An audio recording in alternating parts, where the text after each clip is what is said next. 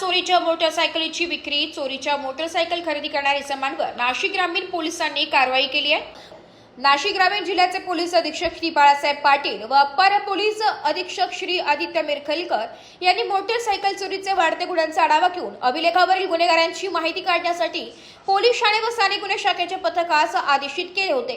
त्यानुसार स्थानिक गुन्हे शाखेचे पोलीस निरीक्षक श्री रवींद्र मगर यांच्या पथकातील अधिकारी व अंमलदार हे घोटी सिन्नर महामार्गावर गस्त घालत असताना एका विना नंबरच्या दुचाकीवर एक इसम भरधाव वेगाने सिन्नर बाजूकडे येताना दिसला।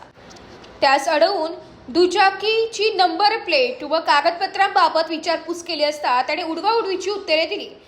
सदर इसम नामे सूरज लक्ष्मण सातपुते, वय वर्ष 28, राहणार घोडेचाळ, चेडी पंपिंग, नाशिक रोड, जिल्हा नाशिक यास विश्वासात घेऊन मोटरसायकल बाबत विचारणा केली असता त्यास सदरची मोटरसायकल ही त्याचा मित्र रोहित अशोक पवार, वय वर्ष 27, राहणार वांजुळ फुई, तालुका राहुरी, जिल्हा इलेनगर यांनी दिली असल्याचं सांगितलंय।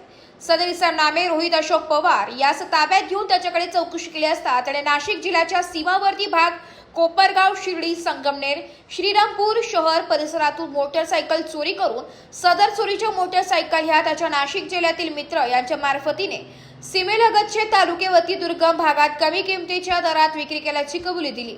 सदर इसम नामे रोहित अशोक पवार व यास श्रीरामपूर शहर पोलीस ठाण्यास पुढील कारवाई कामी हजर करण्यात आले असून त्याच्या कबुली दिल्यावरून नाशिक जिल्ह्यातील इगतपुरी तालुका व नाशिक रोड परिसरात विक्री केलेल्या चोरीच्या 2 Hero HF Deluxe, 2 Honda Shine, 1 Honda Unicorn, 2 TVS Star City, 1 Hero Splendor, 1 Bajaj Platina, 1 Suzuki Access अशा एकूण 10 मोटरसायकली हस्तगत करण्यात आलेल्या आहेत। सदर चोरीच्या मोटरसायकली विना नंबर प्लेट व विना कागदपत्र खरेदी करणारे नाशिक जिल्ह्यातील एकूण 8 इसमांविरुद्ध घोटी नाशिक ठाणेस महाराष्ट्र पोलीस कायदा कलम 124 प्रमाणे कारवाई करण्यात आली आहे।